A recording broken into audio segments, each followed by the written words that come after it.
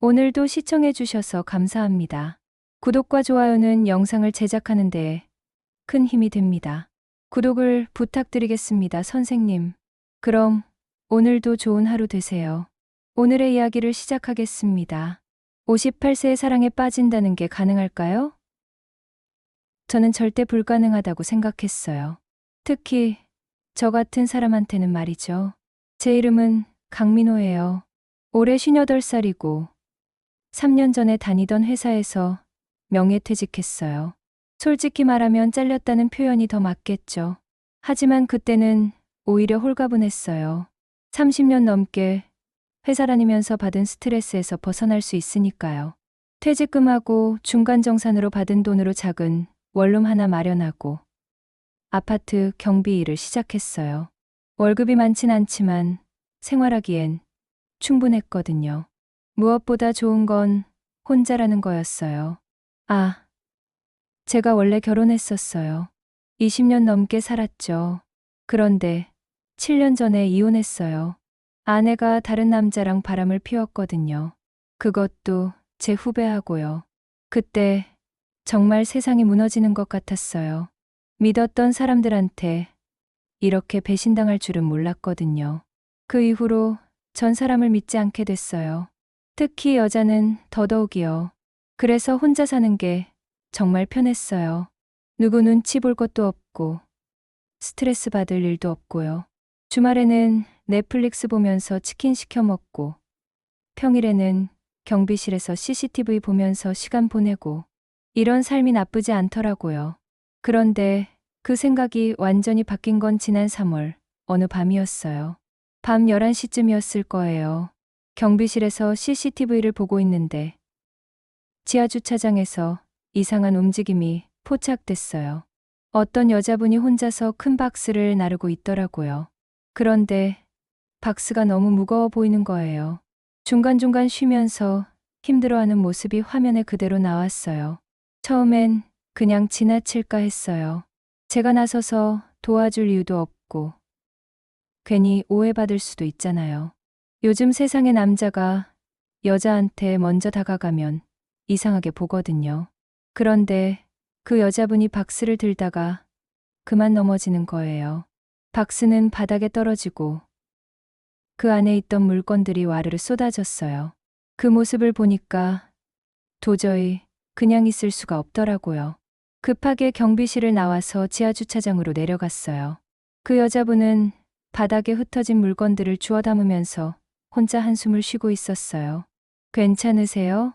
제가 말을 걸자 그 여자분이 고개를 들었어요. 50대 초반쯤 되어 보이는 분이었는데 얼굴이 많이 지쳐 보였어요. 특히 눈가에 깊은 주름이 패여 있어서 평소에 얼마나 고생이 많았는지 알 수 있었어요. 죄송해요. 너무 늦은 시간에 시끄럽게 해서요. 그분이 미안해하면서 일어났어요. 목소리가 떨리는 게 많이 당황한 것 같았어요. 아니에요. 제가 경비인데 도와드릴게요. 정말 괜찮아요. 혼자 할 수 있어요. 그렇게 말하면서도 그분은 무거운 박스를 들지 못하고 있었어요. 제가 보기에도 여자 혼자서는 절대 들 수 없는 무게였거든요. 아니에요. 제가 도와드릴게요. 몇 층이세요?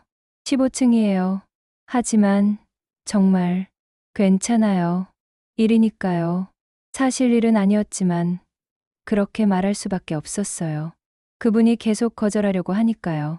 박스를 들어보니 정말 무거웠어요. 도대체 뭐가 들어있나 싶을 정도로요. 엘리베이터를 타고 15층에 올라가는 동안 그분은 계속 고마워했어요. 정말 죄송해요. 이런 늦은 시간에. 별일 아니에요. 그런데 이사 오시나요? 네. 오늘 이사 왔어요. 이삿짐 센터가 일찍 가버려서 몇 개 박스는 제가 직접 가져와야 했거든요. 엘리베이터 문이 열리고 15층 복도로 나왔어요. 그분이 문을 열면서 들어가라고 하길래 박스를 거실에 놓았어요. 집 안을 보니까 아직 정리가 안 된 상태였어요. 박스들이 여기저기 쌓여 있고 가구들도 제대로 배치가 안 되어 있었어요. 그런데 이상한 게 하나 있었어요. 거실 한쪽 구석에 휠체어가 하나 놓여 있더라고요. 정말 고맙습니다. 덕분에 큰 도움이 됐어요. 그분이 다시 한번 인사를 했어요. 그때 현관문이 열리면서 누군가가 들어왔어요. 엄마, 아직도 정리 중이야? 20대 후반쯤 되어 보이는 남자가 들어왔어요. 아들인 것 같았어요.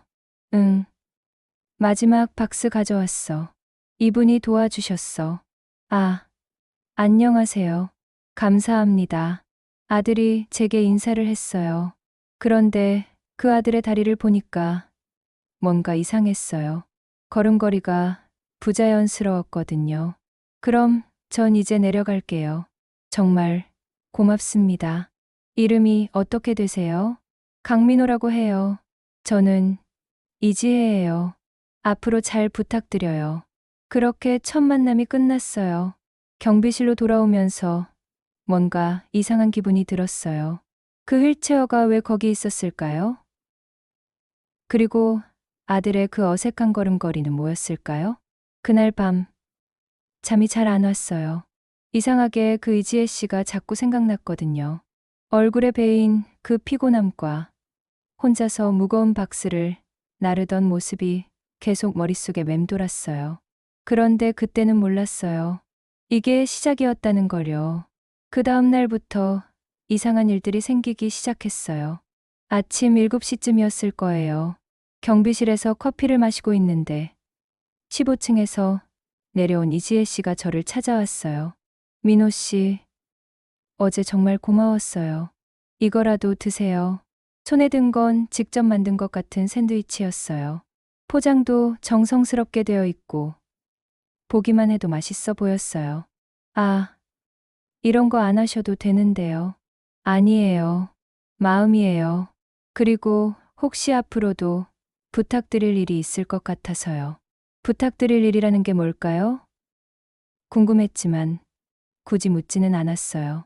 그냥 고맙다고 인사하고 샌드위치를 받았어요. 그런데 정말 맛있더라고요. 오랜만에 먹어보는 정성 들인 음식 맛이었어요.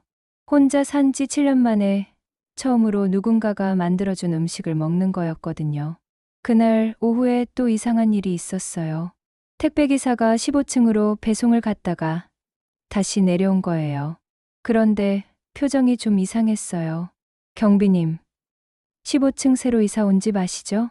네. 왜요? 배송했는데 좀 이상해요. 휠체어 탄 분이 문을 열었거든요. 그런데 집 안에서 누군가 소리를 지르는 게 들렸어요. 소리를 지른다고요? 네. 뭔가 화를 내는 것 같았어요.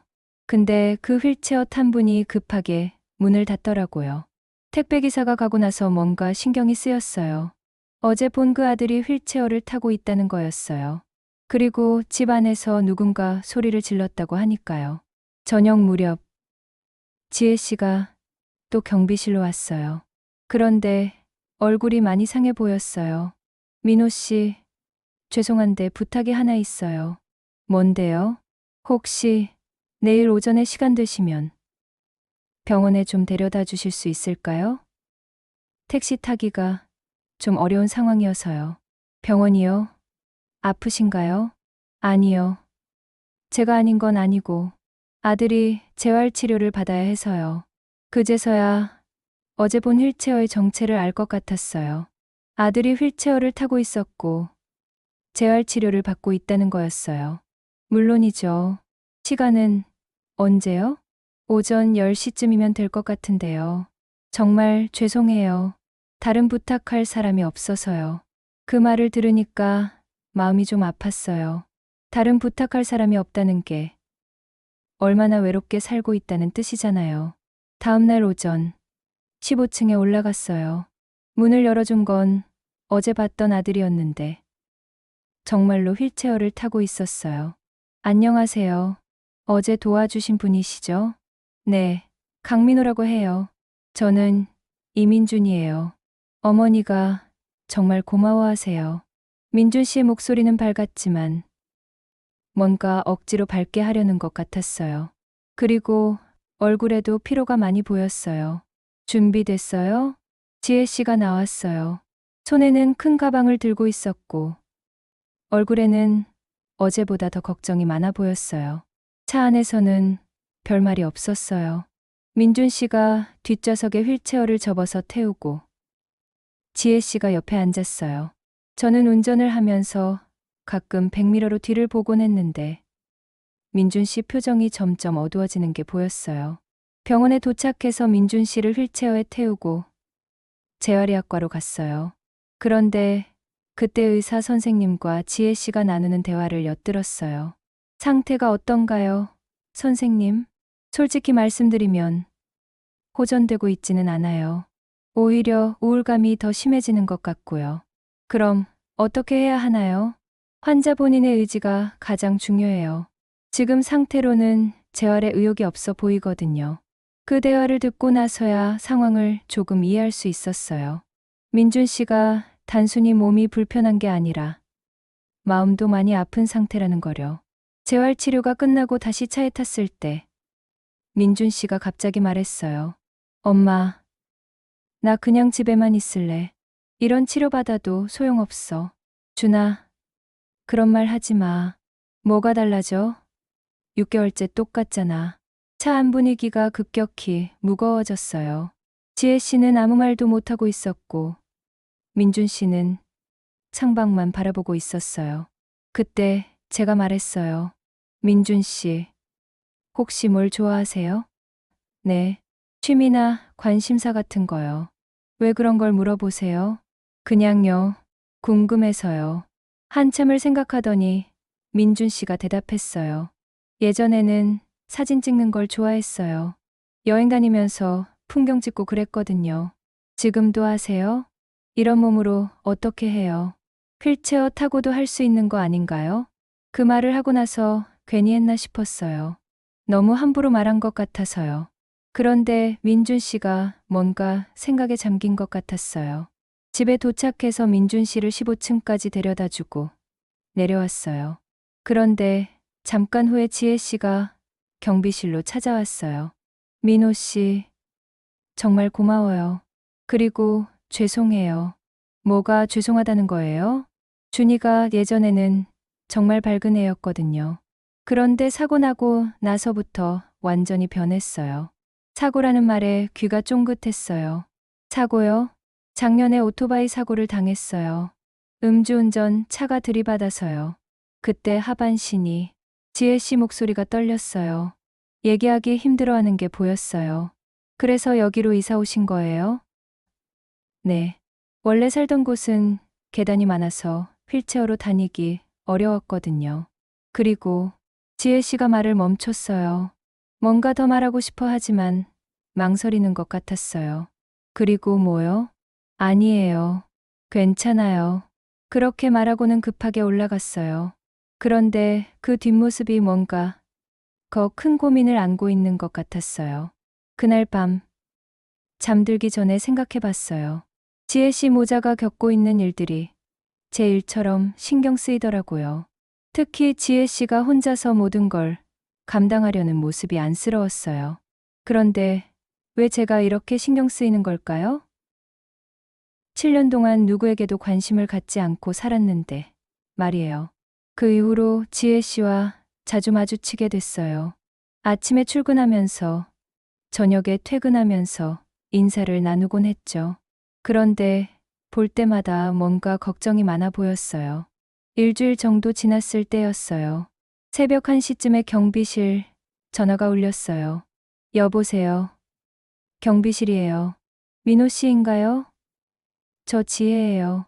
목소리가 많이 떨리고 있었어요. 네. 무슨 일이세요? 죄송한데 혹시 올라와 주실 수 있을까요? 준이가 갑자기 아파서요. 급하게 15층으로 올라갔어요. 문을 연 지혜 씨 얼굴이 새파랗게 질려 있었어요. 뭐가 어떻게 된 거예요? 준이가 갑자기 열이 나면서 의식을 잃었어요. 119에 신고했는데 아직 안 와요. 거실로 들어가 보니 민준 씨가 소파에 누워 있었어요. 얼굴이 벌겋게 달아오르고 숨소리도 거칠었어요. 언제부터 이랬어요? 1시간 전쯤부터요. 자꾸 아프다고 하더니 갑자기 쓰러진 거예요. 지혜 씨가 울먹이면서 말했어요. 손도 덜덜 떨고 있었고요. 그때 119 구급대원들이 도착했어요. 민준 씨를 들것에 옮기고 병원으로 급히 이송했어요. 저도 함께 따라갔죠. 응급실에서 기다리는 동안 지혜 씨는 계속 걱정만 하고 있었어요. 제가 잘못 봤나 봐요. 요즘 컨디션이 안 좋다고 하는데 대수롭지 않게 생각했어요. 그런 게 아니에요. 빨리 발견해서 다행이에요. 정말 감사해요. 민호 씨가 아니었으면 어쩔 뻔했어요. 그런데 의사 선생님이 나와서 한 말이 충격적이었어요. 신장 기능에 문제가 있어서 이런 증상이 나타난 것 같습니다. 정밀 검사를 해봐야겠지만 장기간 치료가 필요할 수도 있어요. 지혜 씨 얼굴이 더 하얗게 변했어요. 그럼 얼마나 입원해야 하나요? 일단 일주일은 지켜봐야겠어요. 상태에 따라 더 길어질 수도 있고요. 병원에서 나와서 차에 탔을 때 지혜 씨가 갑자기 울기 시작했어요. 어떻게 하죠? 입원비는 또 얼마나 나올까요? 그제서야 지혜 씨가 경제적으로 어려운 상황에 있다는 걸 알았어요. 돈 걱정은 하지 마세요. 뭔가 방법이 있을 거예요. 이미 사고 치료비로 빚이 너무 많아요. 원래 살던 집도 팔았는데 그것도 모자라서요. 그러고 보니 지금 살고 있는 집이 전셋집이었어요. 원래 집을 팔고 여기로 온 거였군요. 그동안 혼자서 다 감당하셨구나요. 할 수밖에 없었어요. 준이 아빠는 이혼하고 연락도 안 되고 친정 부모님도 돌아가셨고요. 지혜 씨 목소리가 점점 작아졌어요. 정말 혼자서 모든 걸 감당하고 있었던 거예요. 앞으로 제가 도와드릴게요. 그럴 수는 없어요. 이미 너무 많이 도움받았는데요. 괜찮아요. 저도 할 일이 없어서 심심했거든요. 사실 그런 이유가 아니었어요. 지혜 씨가 혼자서 이 모든 걸 감당하는 모습을 보니까 그냥 지나칠 수가 없었거든요. 다음 날부터 매일 병원에 갔어요. 지혜 씨는 하루 종일 병원에 있었고 저는 퇴근하고 나서 갔죠. 민준 씨 상태는 조금씩 나아지고 있었지만 여전히 걱정스러웠어요. 사흘째 되는 날, 지혜 씨와 병원 카페테리아에서 커피를 마시고 있었어요. 민호 씨는 왜 이렇게 저희를 도와주세요? 갑자기 던진 질문이었어요. 그냥요. 도움이 필요해 보여서요. 정말 그것뿐인가요? 그 질문에 할 말이 없었어요. 정말 그것뿐일까요? 아니면 다른 이유가 있는 걸까요? 솔직히 잘 모르겠어요. 예전에는 남의 일에 관심도 없었거든요. 뭔가 바뀐 게 있나요? 아마도요. 지혜 씨를 만나고 나서부터인 것 같아요. 그 말을 하고 나서 괜히 부끄러웠어요. 너무 솔직하게 말한 것 같아서요. 저도 그래요. 민호 씨를 만나고 나서 조금씩 달라지는 것 같아요. 어떻게요? 혼자서 모든 걸 해결해야 한다고 생각했는데 누군가 도와준다는 게 이렇게 고마운 줄 몰랐어요. 그때 지혜 씨가 제 손을 살짝 잡았어요. 따뜻한 손길이었는데 가슴이 두근거렸어요. 고마워요. 정말로요. 그 순간 제 마음에 뭔가 변화가 일어나는 걸 느꼈어요. 7년 동안 꽁꽁 얼려놨던 마음이 조금씩 녹는 것 같았거든요. 하지만 동시에 두려웠어요. 또다시 누군가를 믿었다가 상처받는 건 아닐까 하는 생각 때문이었어요. 그날 밤 집에 돌아와서 혼자 생각해봤어요. 지혜 씨에게 느끼는 이 감정이 뭘까요? 단순한 동정심일까요? 아니면 다른 감정일까요? 솔직히 인정하고 싶지 않았어요. 58살에 다시 사랑에 빠진다는 게 말이 되나요? 더군다나 이렇게 어려운 상황에 있는 사람을 좋아한다는 게요. 그런데 다음날 병원에서 일어난 일 때문에 모든 게 바뀌었어요. 민준 씨가 깨어나서 처음으로 환한 웃음을 보였거든요. 엄마, 민호 아저씨가 어제 가져온 사진기 봤어? 응, 봤어. 정말 좋더라. 민준 씨가 예전에 쓰던 카메라를 제가 중고로 하나 사서 가져간 거였어요. 휠체어를 타고도 쓸 수 있는 걸로요. 아저씨, 정말 고마워요. 오랜만에 카메라를 만져보니까 예전 생각이 나요. 다 나으면 같이 사진 찍으러 나가자. 정말요? 그때 지혜 씨가 저를 바라보는 눈빛이 달랐어요. 고마움을 넘어서 뭔가 다른 감정이 담겨 있었거든요. 그 순간 깨달았어요. 제가 지혜 씨를 좋아하고 있다는 거요. 그리고 지혜 씨도 저에게 특별한 감정을 갖고 있다는 거요. 하지만 그때는 몰랐어요. 지혜 씨에게 더 큰 비밀이 숨겨져 있다는 거요. 민준이가 태어난 지 일주일 후였어요. 그 사이에 저와 지혜 씨는 더 가까워졌어요. 매일 안부를 묻고 함께 저녁을 먹기도 했죠. 민준이도 새 카메라로 집 안에서 이것저것 찍으며 조금씩 밝아지고 있었어요. 그런데 그날 오후에 이상한 일이 있었어요. 민호 씨, 잠깐 얘기 좀 할까요? 지혜 씨가 경비실로 찾아왔는데 표정이 심각했어요. 무슨 일이에요? 사실 말씀드려야 할 게 있어요. 지혜 씨가 앉더니 한참 망설이다가 입을 열었어요. 준이 아빠가 연락이 왔어요. 전 남편이요? 네. 갑자기 양육비를 달라고 하네요. 양육비요? 그동안 안 주던 사람이요. 이혼할 때 양육권을 제가 가져가는 조건으로 양육비는 포기한다고 했거든요. 그런데 지금 와서 준이가 장애인이 되니까 국가에서 나오는 지원금을 노리는 것 같아요. 지혜 씨 목소리가 떨렸어요. 정말 분노하고 있는 게 느껴졌거든요. 그런 사람이 갑자기 왜요? 요즘 도박 빚이 많이 생겼나 봐요. 그래서 준이 명의로 나오는 지원금을 가져가려고 하는 것 같아요. 그럴 수가 있나요? 법적으로는 친아버지니까 권리가 있대요. 변호사 선임비도 없고 어떻게 해야 할지 모르겠어요. 그 순간 지혜 씨가 울기 시작했어요. 그동안 얼마나 혼자서 버텨왔는데 이런 일까지 생긴 거였어요. 제가 도와드릴게요. 어떻게요? 일단 변호사부터 알아봐요. 제가 비용은 걱정하지 마시고요. 그럴 수는 없어요. 이미 너무 많이 도움받았는데요. 괜찮아요. 이런 일로 준이가 또 상처받을 수는 없잖아요. 그런데 그때 지혜 씨가 갑자기 어지러워하면서 의자에 주저앉았어요. 괜찮아요? 네, 괜찮아요. 요즘 잠을 못 자서 그런가 봐요. 하지만 얼굴이 너무 창백해 보였어요. 단순히 잠 못 잔 것 같지는 않았거든요. 혹시 아픈 데는 없어요? 아니에요. 그냥 피곤한 거예요. 그런데 며칠 후에 진짜 문제가 터졌어요. 새벽 3시쯤에 15층에서 119 구급차가 왔다는 연락을 받았어요. 급하게 올라가 보니 지혜 씨가 의식을 잃고 쓰러져 있었어요. 어머니가 갑자기 쓰러지셨어요. 깨워도 깨어나지 않아요. 민준이가 휠체어를 타고 당황해하고 있었어요. 병원에서 응급처치를 받고 나서야 지혜 씨가 깨어났어요. 그런데 의사 선생님이 따로 부르시더라고요. 보호자분이시죠? 네. 그런 셈이에요. 환자분이 당뇨가 심하게 악화된 상태예요. 혈당이 위험 수준까지 올라갔거든요. 당뇨요? 네.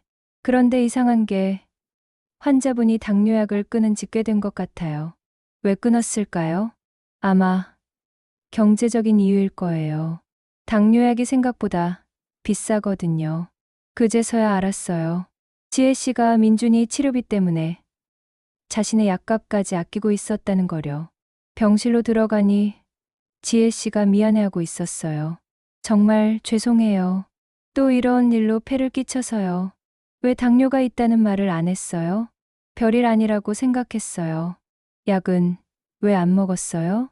지혜 씨가 대답을 못하고 있었어요. 민준이가 그때 말했어요. 제 치료비 때문이에요. 어머니가 자기 약값까지 아끼고 계셨어요. 엄마, 민준이 목소리가 떨렸어요. 자기 때문에 엄마가 아픈 걸 참고 있었다는 걸 안 거였어요. 미안해, 준아. 엄마가 잘못했어. 아니에요. 제가 미안해요. 제가 이런 몸이 아니었다면. 그 모습을 보니까 가슴이 찢어지는 것 같았어요. 모자가 서로를 생각하느라 자신들을 희생하고 있었거든요. 이제 그만해요. 앞으로는 제가 다 해결할게요. 민호 씨, 지혜 씨, 저한테 정말 솔직하게 말해주세요. 다른 숨기고 있는 것도 있나요? 지혜 씨가 한참을 망설이더니 말했어요. 사실 집 전세금도 문제가 있어요. 어떤 문제요? 다음 달까지 추가로 보증금을 내야 하는데 돈이 없어요. 못 내면 나가야 해요. 상황이 생각보다 훨씬 심각했어요. 당뇨로 쓰러질 정도로 약값을 아끼고 집에서 쫓겨날 위기까지 있었던 거예요. 왜 진작 말하지 않았어요? 어떻게 말해요? 이미 너무 많이 도움받았는데요. 우리 사이에 그런 게 어디 있어요. 그 말을 하고 나서 깨달았어요. 제가 우리 사이라고 말했다는 걸요. 지혜 씨도 그걸 눈치챘나 봐요. 제 손을 꼭 잡으면서 말했어요. 민호 씨, 정말 고마워요. 하지만 이 이상은 안 돼요. 왜요? 제가 민호 씨에게 의존하게 될까봐 무서워요. 또 실망시킬까봐요. 그 말을 듣고 가슴이 아팠어요. 지혜 씨도 상처받을까봐 두려워하고 있었던 거예요. 지혜 씨, 저는 당신을 좋아해요. 처음으로 제 마음을 솔직하게 말했어요. 저도 민호 씨를 좋아해요. 하지만 뭐요? 제가 이런 상황에 있는 여자를 좋아한다는 게 정말 확실한가요? 동정심은 아닌가요? 그 질문에 할 말이 없었어요.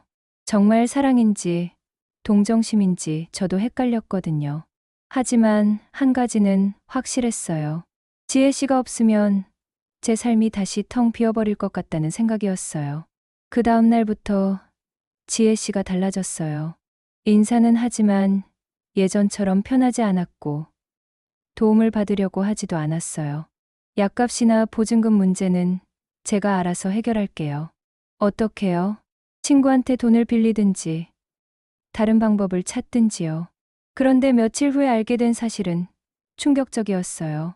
지혜 씨가 밤에 편의점 아르바이트를 시작했다는 거였어요. 새벽 2시쯤 순찰을 나갔다가 우연히 봤거든요. 근처 편의점에서 지혜 씨가 계산대에 앉아 있는 모습을요. 당뇨로 쓰러진 지 일주일밖에 안 됐는데 벌써 일을 시작한 거였어요. 너무 무리하는 것 같아서 걱정됐어요. 다음 날 아침에 물어봤어요. 편의점에서 일하시는 거 봤어요. 아, 그걸 보셨구나요. 너무 무리하시는 거 아니에요? 괜찮아요. 밤에 민준이가 자고 있을 때니까 상관없어요. 하지만 몸이 아직. 민호 씨, 이제 그만해요.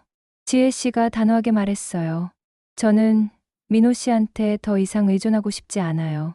의존이라뇨? 지금 저희가 어떤 상황인지 알잖아요. 민호 씨가 저희를 불쌍하게 여겨서 도와주는 거잖아요. 그런 게 아니에요. 그럼 뭐예요? 사랑이라고 하시는 건가요? 그 질문에 할 말이 없었어요. 정말 사랑인지 확신이 없었거든요. 제가 이런 상황에 있지 않았다면 민호 씨가 저를 좋아했을까요? 그건 솔직하게 대답해 주세요. 한참을 생각했지만 대답할 수 없었어요. 처음 지혜 씨를 본 건 그 힘든 상황에서였고 그 모습에 마음이 움직인 게 사실이었거든요. 역시 그렇군요. 지혜 씨가 쓸쓸하게 웃었어요. 지혜 씨, 괜찮아요. 이해해요. 민호 씨는 착한 사람이니까 저희를 그냥 지나칠 수 없었던 거겠죠. 그렇게 말하고는 올라가 버렸어요. 그 뒷모습이 너무 외로워 보였어요. 그날 밤 잠이 안 와서 과거를 생각해 봤어요. 제가 전처와 헤어진 이유를 다시 곰곰이 생각해 보니까 정말 배신 때문만은 아니었던 것 같아요. 사실 그 전부터 우리 사이는 식어가고 있었어요. 서로에 대한 관심도 없어지고 대화도 줄어들고요. 그런 상황에서 전처가 다른 남자를 만났던 거였어요. 혹시 제가 지혜 씨한테 느끼는 감정도 그런 건 아닐까요? 외로움을 달래려는 마음은 아닐까요? 일주일 후, 더 큰 문제가 생겼어요. 지혜 씨 전 남편이 직접 찾아온 거예요. 오후 2시쯤 경비실로 웬 남자가 와서 15층에 올라가겠다고 하더라고요. 15층 누구를 찾으시는데요? 제 아들이 살아요. 이민준이요. 그제서야 지혜 씨 전 남편이라는 걸 알았어요. 40대 후반쯤 되어 보이는데 얼굴에 피곤함이 많이 보였어요. 잠깐만요. 확인 전화 드릴게요. 15층에 전화했는데 지혜 씨가 받더라고요. 누가 왔다고요? 전 남편분이요. 절대 올려보내지 마세요. 하지만 민호 씨, 제발요. 지금 준이 상태가 안 좋아요. 그렇게 말하고는 전화를 끊었어요. 전 남편한테 돌아가서 말했어요. 죄송하지만 지금은 올라가실 수 없다고 하네요. 뭐라고요? 내 아들 내가 보러 왔다는데도? 그래도 보호자가 반대하시니까요. 그럼 언제 만날 수 있나요? 그건 저도 모르겠어요. 그 남자가 화를 내면서 갔어요. 그런데 1시간 후에 또 왔어요. 이번에는 변호사라는 사람과 함께요. 법적으로 친아버지가 자녀를 만날 권리가 있습니다. 복잡하게 굴지 마시고 안내해 주세요. 변호사가 말했어요. 하지만 보호자가 반대하는데요. 참. 그래도 완전히 막을 수는 없어요. 법원에 신청하면 면접 교섭권을 인정받을 수 있거든요. 결국 15층에 올라가도록 할 수밖에 없었어요. 하지만 저도 함께 올라갔어요. 문을 연 지혜 씨 얼굴이 새파랗게 질려 있었어요. 왜 왔어요? 내 아들인데 왜 여길 못 와? 7년 동안 연락도 안 하던 사람이 갑자기 왜요? 이제라도 책임지려고 하는 건데 불만이야. 거실에서 민준이가 휠체어를 타고 있었어요. 아버지를 보는 표정이 차갑기만 했어요. 아빠가 왜 와요? 준아, 아빠가 미안했어. 이제 도와주려고 왔어. 도와준다고요? 어떻게요? 그때 전 남편이 본색을 드러냈어요. 준이가 장애인 지원금 받고 있지. 그거 아빠가 관리해 줄게. 뭐라고요? 지혜 씨가 벌떡 일어났어요. 도박비 때문에 그러는 거 다 알아. 절대 안 돼요. 법적으로는 내 권리야. 친권자니까. 친권 포기했잖아요. 양육권하고 친권은 달라. 변호사님이 확인해 주셨어. 그 순간 민준이가 소리쳤어요. 나가세요. 절대 안 줄 거예요. 준아, 너는 몰라. 어른들 일이야. 나가라고 했잖아요. 민준이가 휠체어를 굴려서 아버지한테 다가갔어요. 그러다가 휠체어가 넘어질 뻔했는데 제가 급하게 잡았어요. 그만하세요. 모두. 제가 큰 소리로 말했어요. 당신 누구인데 끼어들어요? 저는 이 집 보호자예요. 그 말을 하고 나서 깜짝 놀랐어요. 제가 자연스럽게 보호자라고 말한 거였어요. 보호자라고요? 무슨 자격으로요? 그때 지혜 씨가 제 손을 잡았어요. 민호 씨는 제 애인이에요. 그 순간 모든 게 정리된 것 같았어요. 저희가 어떤 관계인지, 앞으로 어떻게 해야 할지요. 하지만 진짜 시험은 이제부터였어요. 지혜 씨가 저를 애인이라고 말한 후 전 남편이 화를 냈어요. 애인이라고요? 그럼 재혼할 거예요? 그건 저희가 결정할 일이에요. 재혼하면 민준이 양육권 문제가 달라져요. 새아빠가 양육비를 책임져야 하거든요. 변호사가 끼어들었어요. 그제서야 전 남편의 속셈을 완전히 알 것 같았어요. 지원금만 가져가고 양육 책임은 저한테 떠넘기려는 거였어요. 좋아요. 제가 말했어요. 뭐가 좋다는 거예요? 양육비든 뭐든 제가 책임질게요. 대신 앞으로 이 집에 오지 마세요. 민호 씨. 지혜 씨가 놀란 표정으로 저를 봤어요. 진심이에요? 전 남편이 의심스럽다는 듯이 물었어요. 네, 진심이에요. 그렇게 말하고 나서 깨달았어요. 제가 정말로 이 가족을 지키고 싶어 한다는 거려. 동정심이든 사랑이든 상관없이요. 전 남편과 변호사가 가고 나서 집 안이 조용해졌어요. 민준이가 먼저 말했어요. 아저씨, 정말 고마워요. 하지만 부담 갖지 마세요. 부담이 아니야. 저 때문에 아저씨 인생이 복잡해지는 건 싫어요. 그 말을 듣고 가슴이 찡했어요. 이 아이가 얼마나 어른스럽게 생각하고 있는지 알 수 있었거든요. 준아, 너 때문이 아니야. 내가 하고 싶어서 하는 거야. 지혜 씨가 저를 따로 부르더라고요. 민호 씨, 진짜 괜찮아요? 뭐가요? 아까 그런 말을 해도요. 사실 저희는 아직 확실한 사이도 아닌데요. 그럼 이제 확실하게 할까요? 어떻게요? 지혜 씨, 저와 결혼해 주세요. 갑작스러운 프러포즈였어요. 저도 놀랐거든요. 그런 말이 자연스럽게 나올 줄 몰랐어요. 민호 씨, 동정심인지 사랑인지 저도 확실하지 않아요. 하지만 한 가지는 확실해요. 지혜 씨와 민준이 없는 제 인생은 상상할 수 없어요. 지혜 씨 눈에 눈물이 고였어요. 저도 그래요. 민호 씨 없이는 이제 못 살 것 같아요. 하지만 뭐요? 제가 민호 씨한테 짐이 될까봐 무서워요. 짐이라뇨? 당뇨도 있고, 민준이 문제도 있고, 경제적으로도 어렵고요. 그런 건 다 해결할 수 있어요. 어떻게요? 함께하면 돼요. 혼자서는 어렵지만 둘이 함께하면 할 수 있어요. 그때 민준이가 휠체어를 굴리고 와서 말했어요. 엄마, 아저씨 말이 맞아요. 저도 이제 아저씨한테 의존만 하지 않을게요. 준아, 사진 다시 시작해 볼게요. 휠체어 타고도 할 수 있는 일이 있을 거예요. 그 말을 듣고 지혜 씨가 눈물을 흘렸어요. 정말 괜찮을까요? 괜찮을 거예요. 제가 지혜 씨 손을 잡았어요. 완벽하지는 않을 거예요. 힘든 일도 많이 생길 거고요. 하지만 함께 해결해 나가면 돼요. 저는 민호 씨가 나중에 후회하실까봐 후회 안 해요. 오히려 지금까지 혼자 살았던 걸 후회해요. 그날 밤 혼자 생각해 봤어요. 정말 후회 안 할까요? 58살에 새로운 가족을 만든다는 게 쉬운 일은 아니잖아요. 하지만 확실한 건 하나 있었어요. 7년 동안 얼어있던 제 마음이 다시 뛰기 시작했다는 거예요. 그것만으로도 충분했어요. 2달 후에 조용히 결혼식을 올렸어요.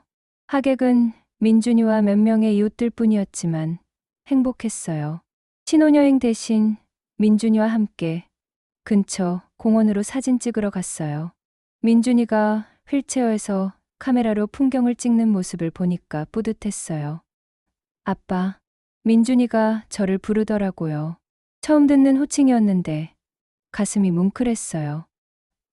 왜? 정말 고마워요. 저희 가족이 되어 주셔서요.